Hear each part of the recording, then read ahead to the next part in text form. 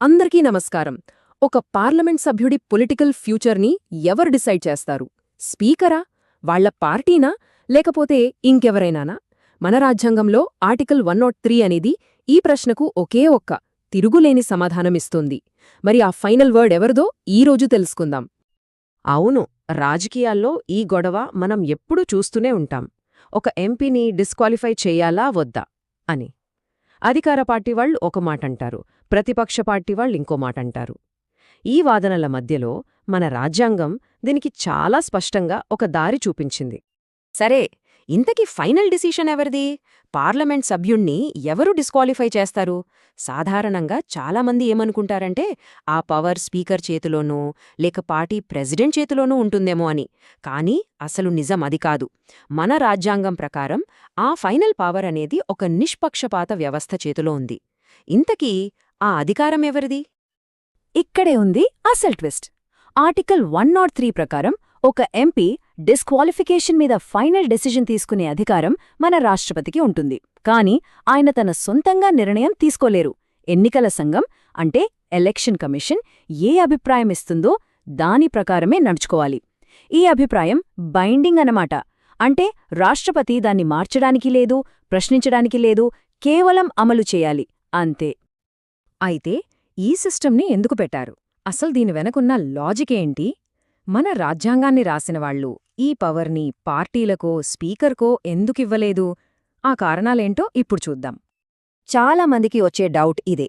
సభా స్పీకర్గానీ లేదా ఏదైనా పొలిటికల్ పార్టీగానీ ఈ నిర్ణయం ఎందుకు తీసుకోకూడదు? ఒకవేళ రూలింగ్ పార్టీకి చెందిన స్పీకరో లేక ఆ పార్టీనే ఈ డిసిషన్ తీసుకుంటే అప్పుడు రాజకీయ పక్షపాతం వచ్చే అవకాశముంది కదా. అందుకే మన రాజ్యాంగ నిర్మాతలు దీని గురించి చాలా లోతుగా ఆలోచించి ఒక పర్ఫెక్ట్ సిస్టమ్ను పెట్టారు. ఈ సిస్టమ్కి ముఖ్యంగా 4 బలమైన కారణాలున్నాయి. 1. పార్టీల రాజకీయ ప్రభావం ఉండకూడదని. 2. రాష్ట్రపతి ఎలక్షన్ కమిషన్ ఒక న్యూట్రల్ రిఫరీలా పనిచేయాలని. 3. నిర్ణయాలు త్వరగా ఖచ్చితంగా రావాలని. 4. అన్ని కేసులకి ఒకే రకమైన స్టాండర్డ్స్ ఫాలో అవ్వాలని. చూసారా, ఈ కారణాల వల్లే ఈ అధికారాన్ని స్పీకర్కివ్వకుండా ఈ వ్యవస్థ చేతిలో పెట్టారు. సరే, ఇప్పుడు అసలు ప్రాసెస్ ఎలా జరుగుతుందో చూద్దాం. అధికారికంగా ఒక నిర్ణయం ఎలా తీసుకుంటారు? ఆ స్టెప్స్ ఏంటో ఇప్పుడు తెలుసుకుందాం. ఈ ప్రాసెస్ చాలా సింపుల్ ఇంకా స్ట్రెయిట్ ఫార్వర్డ్. ఫస్ట్, ఒక ఎంపీ అర్హత మీద ఏదైనా ప్రశ్న వస్తే దాన్ని నేరుగా రాష్ట్రపతికి పంపిస్తారు. అప్పుడు రాష్ట్రపతిగారు ఎలక్షన్ కమిషన్ అభిప్రాయం కోరతారు. ఎలక్షన్ కమిషన్చి అభిప్రాయం మనం ముందే చెప్పుకున్నట్టు బైండింగ్, దాన్ని మార్చడానికి వీల్లేదు. ఫైనల్గా ఆ అభిప్రాయం ఆధారంగానే రాష్ట్రపతి తన తుది నిర్ణయాన్ని ప్రకటిస్తారు. ఇక్కడ ఇంకో ముఖ్యమైన విషయం ఏంటంటే రాష్ట్రపతి తీసుకున్న ఈ నిర్ణయమే ఫైనల్. కోర్టులు కూడా సాధారణంగా ఇందులో జోక్యం చేసుకోవు. అంటే ఆ నిర్ణయం కరెక్టా కాదా అని చూడవు. కేవలం ఆ నిర్ణయం తీసుకునే ప్రాసెస్, ఆ ప్రొసీజర్ కరెక్ట్గా జరిగిందా లేదా అని మాత్రమే చూస్తాయి. ప్రొసీజర్లో ఎలాంటి లోపం లేకపోతే ఇక రాష్ట్రపతి నిర్ణయమే అంతిమం. సరే, ఇంత స్ట్రిక్ట్గా ఉండే ఈ ప్రాసెస్ను ఎవరైనా తప్పుదోవ పట్టించడానికి ప్రయత్నిస్తే లేదా మ్యానిపులేట్ చేయాలని చూస్తే అప్పుడేం జరుగుతుంది? మన చట్టం దీన్ని అస్సలు తేలిగ్గా తీసుకోదు. అది చాలా సీరియస్ క్రైమ్గా పరిగణించబడుతుంది. దానికి శిక్షలు కూడా అంతే కఠినంగా ఉంటాయి. ఉదాహరణకు చూస్తే ఎలక్షన్ కమిషన్ ముందు తప్పుడు సాక్ష్యం చెప్పటం, నకిలీ డాక్యుమెంట్స్ సృష్టించడం, సాక్షులకు లంచమివ్వడం ఇలాంటివి చాలా సీరియస్ నేరాలు. మనకు ఇంతకుముందు ఇండియన్ పీనల్ కోడ్ అంటే ఐపీసీ ఉండేది. దాని స్థానంలో ఇప్పుడు కొత్తగా భారతీయ న్యాయ సంహిత షార్ట్గా బిఎన్ఎస్ వచ్చింది. ఈ కొత్త చట్టంలో ఈ నేరాలకు సంబంధించిన సెక్షన్లు మరింత స్పష్టంగా, కఠినంగా ఉన్నాయి. ఈ కొత్త బిఎన్ఎస్ చట్టం కింద శిక్షలు చూస్తే చాలా కఠినంగా ఉంటాయి. తప్పుడు సాక్ష్యాలు ఇచ్చినా, ఫోర్జరీ చేసినా, మోసం చేసినా ఇలాంటి నేరాలకు గరిష్టంగా 7 సంవత్సరాల వరకు జైలు శిక్ష పడొచ్చు. దీన్ని బట్టి మన ప్రజాస్వామ్య ప్రక్రియను కాపాడటంలో మన చట్టాలు ఎంత స్ట్రిక్టుగా ఉన్నాయో అర్థమవుతోంది. అవును, 7 సంవత్సరాలు! ఈ ప్రక్రియను తప్పుదోవ పట్టించడానికి ప్రయత్నిస్తే గరిష్టంగా 7 ఏళ్ల వరకు జైలు శిక్ష పడే అవకాశముంది. మన ప్రజాస్వామ్య వ్యవస్థను కాపాడటానికి రాజ్యాంగం ఇంత కఠినమైన నిబంధనలను పెట్టిందన్నమాట. మరి ఇంత ముఖ్యమైన ఈ ప్రాసెస్లో ఒక సాధారణ పౌరుడిగా మన పాత్ర ఏంటి?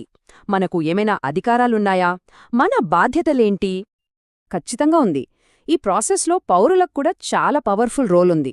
ఏదైనా ఎంపీ అర్హతపై సందేహం వస్తే సరైన ఆధారాలతో రాష్ట్రపతికి పిటిషన్ పెట్టుకోవచ్చు.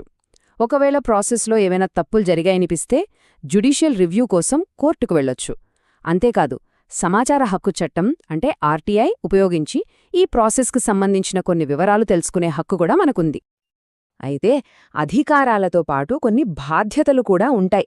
అవేంటంటే, మనం ఎట్టి పరిస్థితుల్లోనూ ఎలక్షన్ కమిషన్ను తప్పుదోవ పట్టించకూడదు. ఫేక్ ప్రూఫ్స్ గానీ, ఫోర్జరీ డాక్యుమెంట్స్ గానీ అస్సలు ఇవ్వకూడదు. అలా చేస్తే అది చట్టపడి నేరం. ఇక ఫైనల్గా రాష్ట్రపతి ఇచ్చే తుది ఉత్తర్వును మనం గౌరవించాలి.